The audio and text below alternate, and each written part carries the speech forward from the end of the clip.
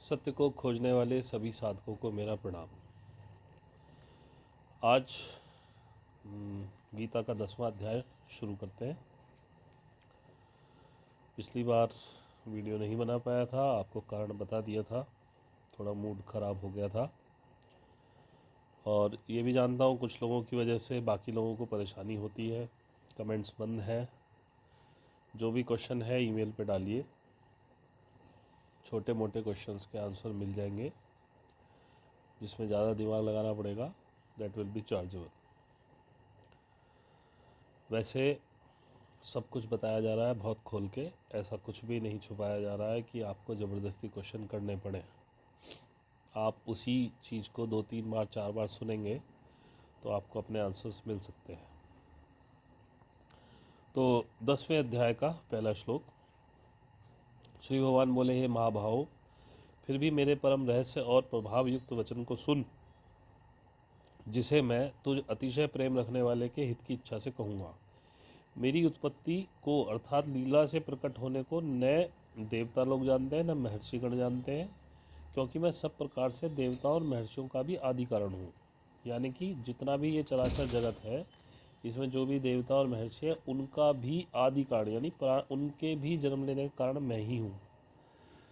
जो मुझको अजन्मा अर्थात वास्तव में जन्म रहित अनादि, यानी जिसका कभी कोई प्रारंभ भी नहीं होता, और लोगों का महान ईश्वर तत्व से जानता है। तत्व से जानने का मतलब ये है कि ये पूरा जो संसार है ये सब परमात्मा से ही उत्पन्न हुआ है।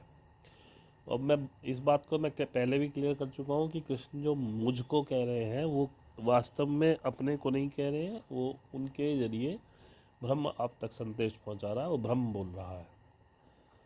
और जब आप ब्रह्म में एकीकार हो जाते हैं तो एक अहंकार की एक सबसे सर्वोत्तम अवस्था में आप पहुंचते हैं, जहां आप कहते हैं अहम ब्रह्मस्मि, मैं ही ब्रह्म हूँ। जब आपको ये पता लग जाता है कि आप में और ब्रह्म में कोई अंतर नहीं है, आप स्वयं ही ब्रह्म हैं, तब आप इस तरह की बातें करने लगते हैं।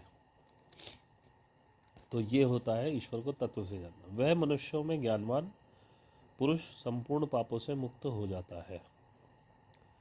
यानी कि यदि आपने ईश्वर को तत्व से जान लिया, इतना भी आपके पापों से आपको मुक्त करने के लिए आवश्यक है। लेकिन जैसे मैंने आपको बता दिया और आपने जान लिया, ऐसे इसको जानना नहीं कहते। ये तो आपने समझ लीजिए कि मैंने कह दिया और आपने सुन लिया। जानने का मतलब ये है जब आप उसको महसूस करने लगे, आपको वो जो मैं कह रहा हूँ वो आपको अपने अंदर से आभास हो जाए। निश्चय करने की शक्ति, यथार्थ ज्ञान, असम्मूढ़ता, क्षमा, सत्य, इंद्रियों को वश में करना, मन का निग्रह तथा सुख दुख, उत्पत्ति प्रलय और भय अभय तथा अहिंसा, समता, संतोष, तप, दान, कीर्ति और अपकीर्ति, ऐसे ये प्राणियों के नाना प्रकार के भाव मुझसे ही होते हैं। उन्होंने ये तक कहा है कि जो आपके अंदर उत्पन्न होने वाले जो भाव हैं, हर्ष का, द्वेष का, सुख का, दुख का, उत्पत्ति, मरण आदि जितने भी भाव हैं, ये भी मुझसे ही उत्पन्न हुए हैं। 7 महर्षिगण यानी सप्तऋषि, 4 उनसे भी पूर्व में होने वाले सनकादि। अगर आपने एक्चुअली होता क्या है, आजकल हम लोग बस व्हाट्सएप यूनिवर्सिटी पर ज़्यादा विश्वास रखते हैं। जो रामानंद सागर ने बना दी वो रामायण हमें पता है, जो B.R. चोपड़ा ने बता दी वो महाभारत हमें पता है। हमने इनको कभी पढ़ा ही नहीं। उससे पहले जो हमारे और शास्त्र हैं वो हमने कभी नहीं पढ़े। तो सबसे पहले जब ब्रह्मा सृष्टि करते हैं तो पहले 4 उनके सृष्टि, पहले 4 उनके बेटे जो कहे जाते हैं सनकादि ऋषि, जो शुरू से ही इतने ज्ञानवान थे कि वो इस सृष्टि में फंसे ही नहीं। उसके बाद सप्तऋषि आए, वो भी नहीं फंसे। फिर स्वयंभू आदि 14 मनु हुए। ये मुझ में भाव वाले सब के सब मेरे संकल्प से उत्पन्न हुए, जिनकी संसार में यह पूर्ण प्रजा है, संपूर्ण प्रजा है। क्योंकि मनुओं से ही आगे सृष्टि बनी है, तो उन्होंने बोल दिया कि जो शुरू में सप्तऋषि, उनसे भी पहले 4 सनकादि ऋषि, उसके बाद 14 मनु, ये सब जो है ब्रह्मा ने बताए जाते कि ब्रह्मा से उत्पन्न हुए हैं, लेकिन ये मेरे भाव से, मेरी इच्छा मात्र से उत्पन्न हुए हैं। और क्योंकि ये सारा संसार वनुओं से ही उत्पन्न हुआ है, तो ये सारे मेरी प्रजा है। जो पुरुष मेरी इस परम ऐश्वर्य रूप विभूति को और योग शक्ति को तत्व से जानता है, वह निश्चल भक्ति योग से युक्त हो जाता है। तत्व से जानना यानी अंदर से आप उस चीज़ को महसूस करने लगे कि ये जितना भी चल रहा है ये सब ईश्वर की, परमात्मा की योग माया है, और कुछ भी आपके वश में नहीं है। जो हो रहा है वो होकर रहेगा, और वो हो रहा है, आप कुछ नहीं कर सकते। जब आप ये जान लेते हैं तो आप स्वयं ही निष्काम भाव से कर्म करने लगते हैं, स्वयं ही फल की इच्छा नहीं करते हैं। तो आप भक्ति योग से युक्त हो जाते हैं। यही वो कह रहे हैं कि इसमें कोई संशय नहीं कि अगर आप ये जान लेते हैं तो आप भक्ति योग से युक्त हो जाएंगे। मैं वासुदेव ही संपूर्ण जगत की उत्पत्ति का कारण हूँ और मुझसे ही सब जगत चेष्टा करता है। इस प्रकार समझकर श्रद्धा और भक्ति से युक्त बुद्धिमान भक्तजन मुझ परमेश्वर को ही निरंतर भजते हैं। अब कहाँ वो वासुदेव कह रहे हैं, कहाँ परमेश्वर कह रहे हैं। तो मैं आपसे ये विनती करता हूँ, मैं जो भी आपको बता रहा हूँ गीता में, जो मैं अपने मुख से बोल रहा हूँ, जहाँ मैं वासुदेव या कृष्ण का जिक्र करता हूँ, आप उसे परमात्मा ही माने, ब्रह्म ही माने, क्योंकि कृष्ण से बड़ा योगेश्वर कोई नहीं, ये आप सब लोग जानते हैं। तो कृष्ण जब योग युक्त बचपन में ही हो गए थे, जब वो गोपियों के साथ लीला कर रहे थे। अब गोपियों का भी एक है कि गोपियाँ क्या हैं। गोपी एक समूह था जिसमें औरतें आदमी सब थे, गोपी स्त्रीलिंग नहीं है। गोपी ऐसे है जैसे मैं कहता हूँ साधक, सभी साधकों को मेरा प्रणाम। तो साधक में स्त्री भी है, पुरुष भी है। ऐसे ही गोपी एक समूह था जिसको कृष्ण ध्यान कराते थे, कुंडलिनी जागरण कराते थे। अब आप सोचेंगे बार बार ये कुंडलिनी जागरण पे ले आता है, लेकिन क्या करूं, सत्य तो वही है ना। उसके बिना तो किसी का भी आगे जाना मुश्किल है, वरना तो पैर पूछते रहो आप आसाराम बापू के, राम रहीम के, सतपाल महाराज के, और एक्सेट्रा एक्सेट्रा पता नहीं कितने हैं। अब जो जिनके भक्त हैं उनको चुभ जाती है, फिर वो आते हैं कि भाई हम ये करेंगे वो करेंगे। बहरहाल आपको शर्म आनी चाहिए। अगर वो सही गुरु है जिनके पास आप चिपके हुए हो, तो आपको इधर उधर भागने की क्या ज़रूरत पड़ रही है। यदि आपके ज्ञान की पूर्ति वहाँ से हो रही है तो आप मेरे वीडियो पे आके टाइम वेस्ट क्यों कर रहे हो। तो आप परिपूर्ण रहिए उनके पास। लेकिन मानव मस्तिष्क है ना, भागता रहता है, क्वेश्चन उनसे भी करने की कोशिश में रहता है कि देखूं पूछ के कुछ मुझे ज़्यादा ज्ञान मिल जाए। खैर बहरहाल मैं किसी की भावनाओं का हाथ करना नहीं जानता, जो जहाँ चिपका है वहाँ चिपका रहे। पर देखिए, अगर आप वहाँ चिपके हैं तो मेरा मत सुनिए, क्योंकि कंट्राडिक्ट रहेगा बहुत ज़्यादा। हाँ जी, इस प्रकार समझकर श्रद्धा और भक्ति से युक्त बुद्धिमान भक्तजन मुझको परमेश्वर ही निरंतर भजते हैं। निरंतर मुझ में मन लगाने वाले और मुझ में ही प्राणों को अर्पण करने वाले भक्तजन मेरी भक्ति की चर्चा के द्वारा, इस पे मेरा वो है, ये भक्ति जो इसका श्लोक है, मच्चित्ता मद्गत प्राणा बोधयंत परस्परम कथ्यंतश्च माम नित्यम तुष्यंती च रमंती च। इसमें भक्ति नाम का कोई शब्द नहीं है। तो भक्ति जो जोड़ा गया है वो गलत जोड़ा गया है। भक्ति नाम का कोई शब्द कहीं किसी वेद, कहीं पुराण, कहीं किसी गीता में नहीं है, लेकिन इन्होंने लिख दिया है, अब पता नहीं कैसे।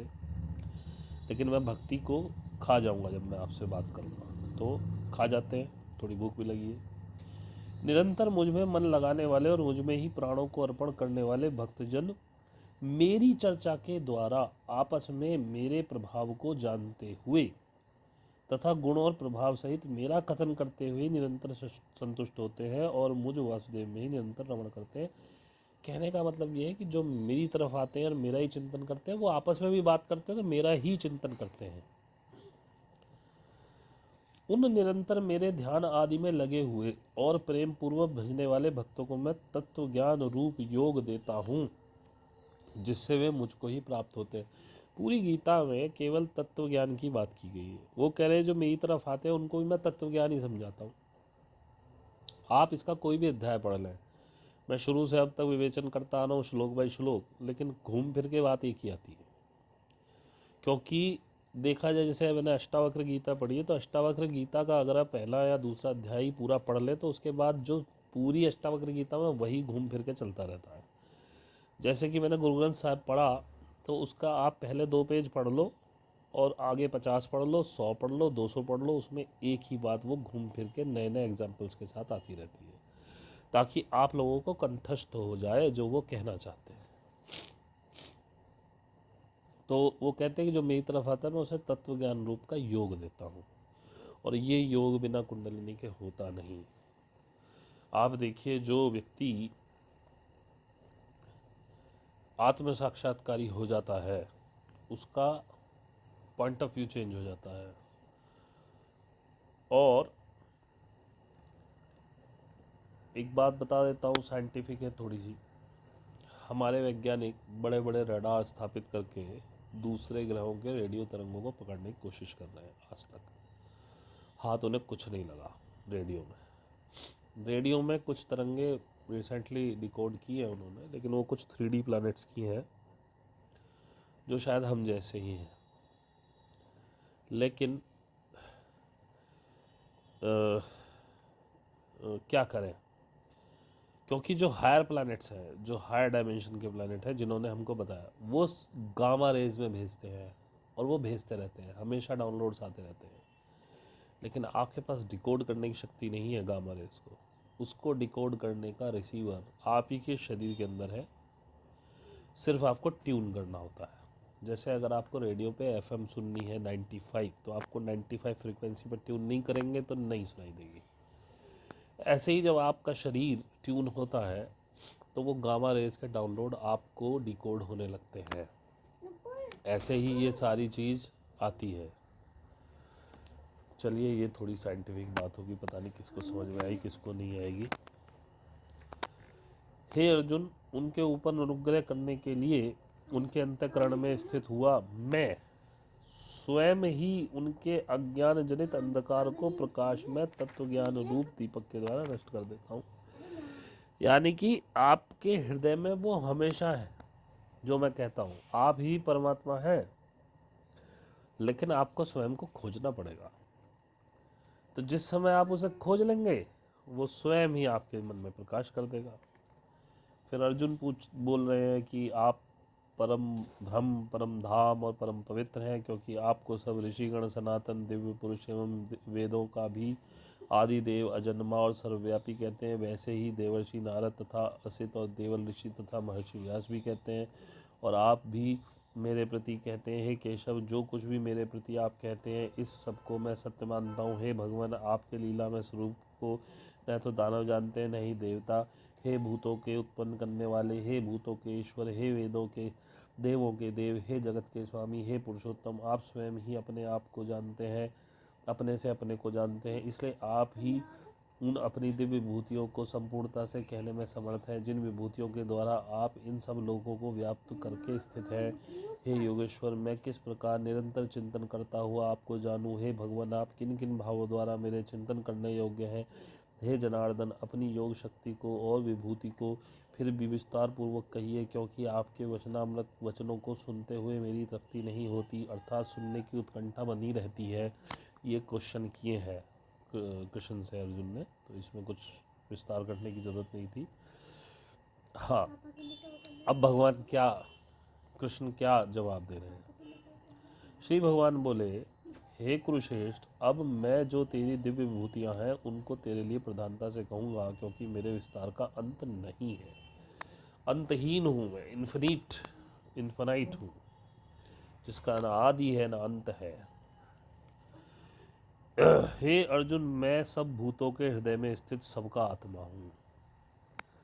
यानी कि आप और हम तो मनुष्य है, सब भूतों, भूतों का मतलब ये हुआ कि मैंने ये टोपा पहन रखा है, इसमें भी चैतन्यता है, नहीं तो ये टोपा नहीं रह पाता। ये जैकेट है, इसके अंदर भी वो चैतन्य स्वरूप है, नहीं तो ये जैकेट ही नहीं रहती।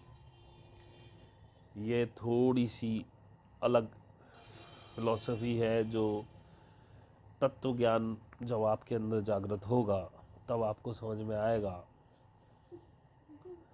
कि हर चीज़, चाहे ये माइक है, मोबाइल है, जो कुछ भी है इस दुनिया में, एक सीमेंट है, एक ईंट है, पत्थर है, गारा है, धूप मिट्टी है, कुल्हड़ है, घड़ा है, कुछ भी है, गिलास है, सब चैतन्य स्वरूप है और सब में परमात्मा का निवास है। जब तक परमात्मा की चैतन्य शक्ति उसमें है तब तक वो अपने स्वरूप पे है, नहीं तो वो अपना स्वरूप छोड़ देगा।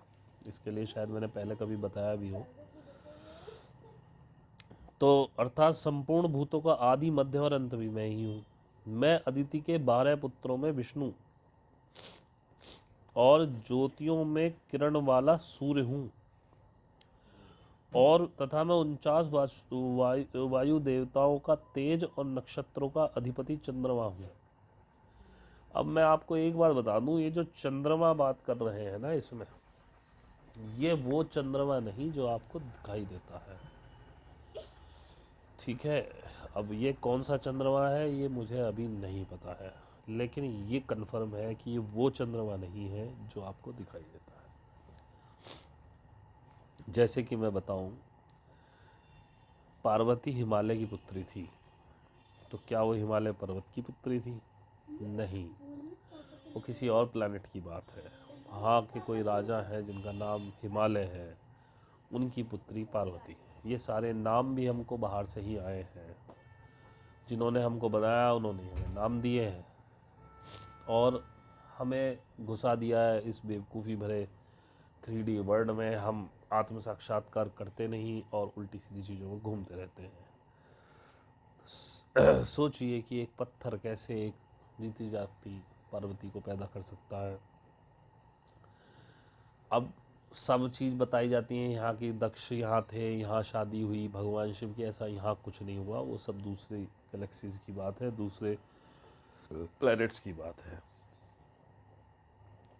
मैं अब वो अपने आप को जैसे एक बार पहले भी एक अध्याय में कर चुके हैं, वही सब वो कह रहे हैं। मैं वेदों में सामवेद हूँ, देवों में इंद्र हूँ, इंद्रियों में मन हूँ, भूत प्राणियों की चेतना तथा जीवन शक्ति हूँ, मैं एकादश रुद्रों में शंकर हूँ, और यक्ष तथा राक्षसों में धन का स्वामी कुबेर हूँ, और 8 वसुओं में अग्नि हूँ, और शिखर वाले पर्वतों में सुमेरु पर्वत हूँ, पुरोहितों में मुखिया बृहस्पति मुझको जान। हे पार्थ, मैं सेनापतियों में स्कंद और जलाशय में समुद्र हूँ, मैं महर्षियों में भृगु, शब्दों में एक अक्षर अर्थात ओमकार हूँ, और सब प्रकार के यज्ञों में अपयज्ञ, और स्थिर रहने वालों में हिमालय पहाड़ हूँ।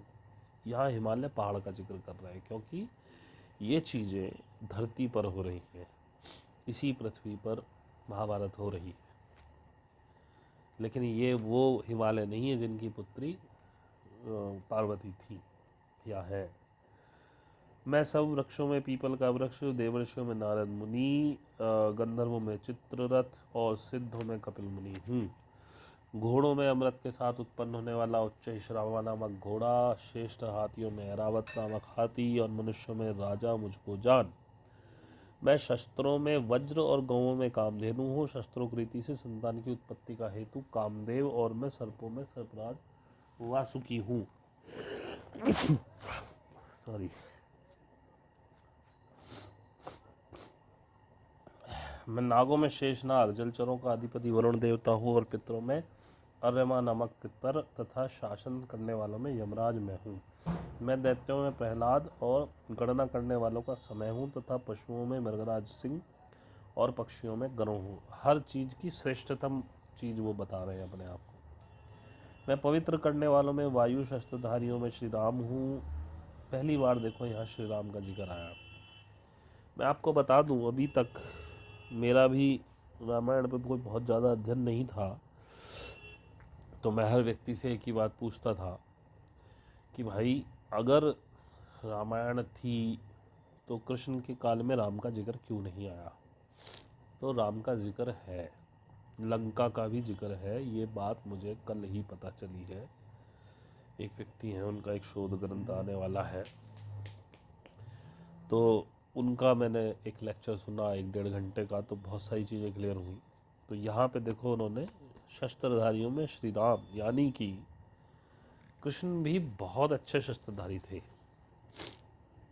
लेकिन फिर भी श्रेष्ठतम शस्त्रधारियों में उन्होंने राम का नाम लिया, क्योंकि राम जो है, जैसे हमको दिखाए गए हैं, जो रामानंद सागर ने चित्रण कर दिया, बड़े सौम्य शेर, बड़े खुशनुमा शेर, बड़े पैम्परिंग वाले, बड़े कोमल से, राम ऐसे नहीं थे। राम बहुत भयंकर योद्धा थे, और जो इतना भयंकर योद्धा है, वो शारीरिक सौष्ठव कैसा होगा उसका, वो आप स्वयं समझ सकते हैं। वो हमेशा युद्ध के लिए तत्पर रहते थे, और राम इतने हंसमुख नहीं थे। राम बहुत ही गंभीर और गुस्से वाले थे। लेकिन जब राम अवतार हुआ, तो विष्णु की जो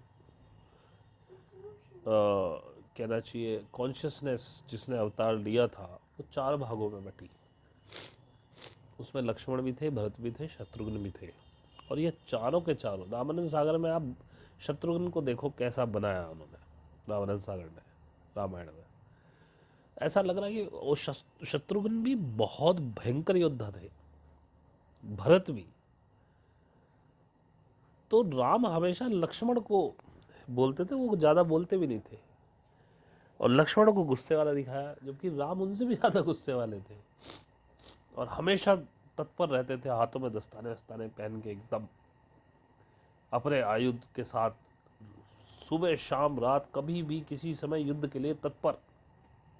ऐसे तो कृष्ण भी नहीं थे, इसीलिए उन्होंने यहाँ जिक्र किया। देखो, प्रकृति मेरे साथ मुझे कहाँ से ज्ञान देती है, कहाँ किस स्टेप पे मुझे क्या करना है। अब अगर मेरे को ये ज्ञान कल नहीं मिला होता, और मैंने ये 9वां अध्याय नहीं, 10वां अध्याय कल इससे पहले नहीं बनाया, तो प्रकृति को जब मुझसे जैसा मुझको समझाना होता है, उससे पहले वो वैसी व्यवस्था करती है। कल रात ही मुझे ये सब ज्ञान मिला, और आज इसमें राम का जिक्र आया। सॉरी, ये इत्तेफाक मेरे साथ होते रहते हैं। अब आप कहेंगे कि मैं तो कहता था मुझे ठीक भी नहीं आई 1.5 साल से, पर भैया क्या करूं, मैं थोड़ा अति विश्वास में बह गया, ठंड ज़्यादा थी, और मैंने कपड़े पहने नहीं, शरीर ने 1-2 बार बताया भी, मैंने सोचा कुंडल नहीं चल रही है, क्या दिक्कत है, तेरे को कुछ ना होने वाला। अब भैया उन्होंने कहा भाई क्योंकि अभी हमारे अंदर इतनी परिपक्वता नहीं आई कि हम अपनी नाड़ियों पे अभी अधिकार हो कि चलो सूर्य नाड़ी चलाते हैं, सर्दी पड़ रही है तो हम नंगे घूमने लगे, तो भाई लग गई।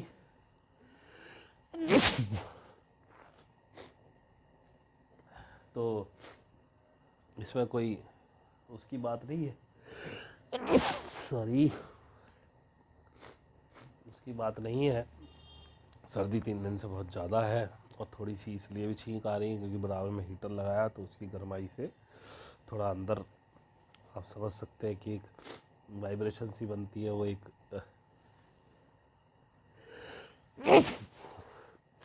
उसकी गर्म सर्द की वजह से छींकें आ रही है।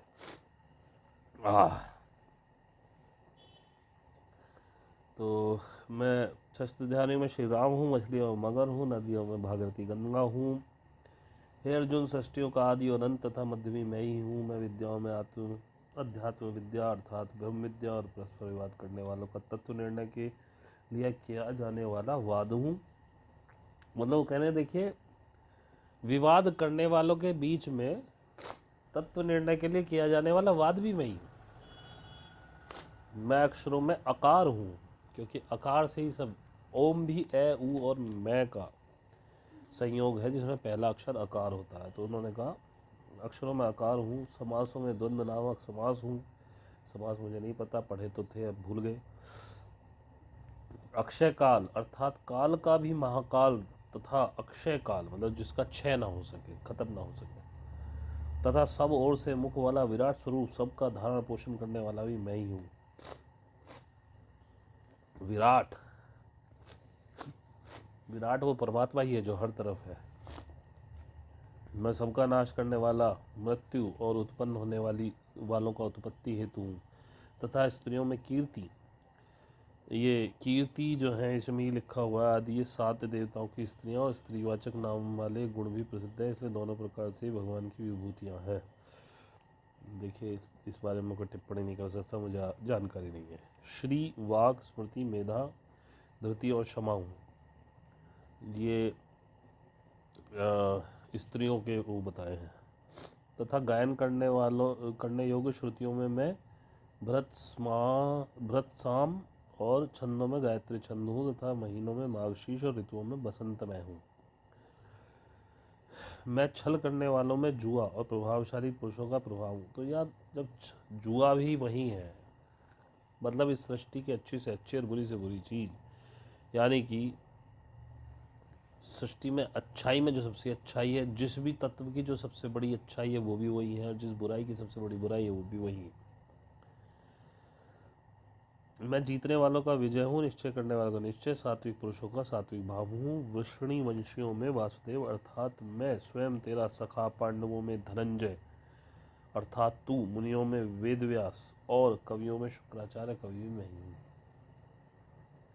मैं दमन करने वालों का दंड अर्थात दमन करने की शक्ति हूँ, जीतने की इच्छा वालों की नीति हूँ, गुप्त रखने रोग भावों का रक्षक मौन हूँ, ज्ञानवानों का तत्व ज्ञान में ही हूँ। और हे अर्जुन, जो सब भूतों की उत्पत्ति का कारण है वह भी मैं ही हूँ, क्योंकि ऐसा चर और अचर कोई भी भूत नहीं जो मुझसे रहित हो। हे परंतप, मेरी दिव्य विभूतियों का अंत नहीं है। मैंने अपनी विभूतियों का यह विस्तार तो तेरे लिए एक देश से अर्थात संक्षेप से कहा है, यानी कि इससे भी अनंत मैं हूँ जो मैं तुझे बता रहा हूँ। जो भी विभूति युक्त अर्थात ऐश्वर्य युक्त, कांति युक्त और शक्ति युक्त वस्तु है, उसको तू मेरे तेज के अंश की ही अभिव्यक्ति जान। मैं भी तो यही बता रहा हूँ आपको, इनके बताने से पहले मैं ही वही बता रहा हूँ, क्योंकि ये चीज़ मुझे क्लियर कर दी गई, और इसके पीछे जो साइंटिफिक कारण है वो भी मैं जानता हूँ, लेकिन अभी आप स्वयं जानिए तो ज़्यादा अच्छा है, क्योंकि आपको जो बताया जाएगा फिर उसमें आप नए तरह के क्वेश्चन निकालेंगे, फलाना तो ये कहता है, ढिमकाना तो ये कहता है।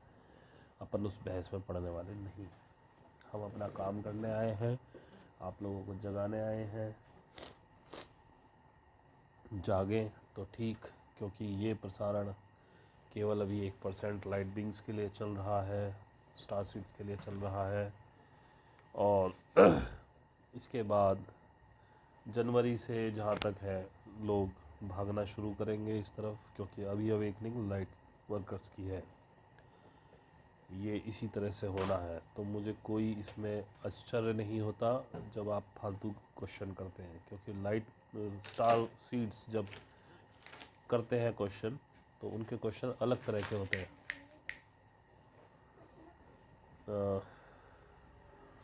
और स्टार सीड्स के क्वेश्चन देख करके हम समझ भी जाते हैं, इसलिए उनके साथ मेल पे भी हमारा बातचीत हो जाती है, और उनसे हम कोई चार्ज भी नहीं करते, क्योंकि उनके लिए हमें भेजा गया है और ये ज्ञान उन्हीं के लिए दिया जा रहा है, आम आदमियों के लिए ज्ञान नहीं है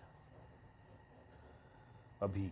तो जिसको समझ में आ रहा है अच्छी बात है, कुंडली जागरण कीजिए, आपका भी उस लेवल का मस्तिष्क, आपकी समझ होगी कि ये समझ आए आपको। अथवा हे अर्जुन, इस बहुत जानने से तेरा क्या प्रयोजन है, मैं इस संपूर्ण जगत को अपनी योग शक्ति के एक अंश मात्र से धारण करके स्थित हूँ। आप समझ रहे हैं, अपनी योग शक्ति के एक अंश मात्र से धारण करके स्थित हूँ। तो देखिए 10वां अध्याय ख़त्म हो गया, सोच तो रहा था 11वां भी बनाऊँ, लेकिन हिम्मत नहीं है, थोड़ा नज़ले का प्रकोप ज़्यादा है। आशा करता हूँ कल तक काफ़ी ठीक हो जाएगा। तो बस आप लोगों से यही समाप्ति की घोषणा करता हूँ। प्रणाम। जिसको अच्छा लगा हो बहुत अच्छी बात है, लाइक कर देना। जिसको नहीं अच्छा लगा हो वो अपने घर सुखी रहे। जिसको मेरी बातें समझ आ रही हैं बहुत अच्छी बात है, जिसको नहीं समझ आ रही है और भी अच्छी बात है। आप खुश रहिए, और जिनको कुछ नहीं समझ में आ रहा है वो सरकार की नीतियों पे चलते रहिए, अमृत प्याले पीते रहिए और आनंद लेते रहिए। जिनको समझ में आ रहा है वो अपने आप समझ जाएंगे, उनसे कहने की ज़रूरत नहीं है। डॉक्टर बलहारा को फॉलो कीजिए, डॉक्टर विलास जगदाले को फॉलो कीजिए, युवान टैंगरा को फॉलो कीजिए। ये लोग आप ही के लिए लड़ रहे हैं, इनका परस्पर कोई स्वार्थ नहीं है। इनको भी प्लांट किया गया है आपको जगाने के लिए और तरीके से, हमको और तरीके से जगाने के लिए प्लांट किया गया है। तो हम अपना काम कर रहे हैं, वो अपना काम कर रहे हैं। बहुत बहुत धन्यवाद। Thank you.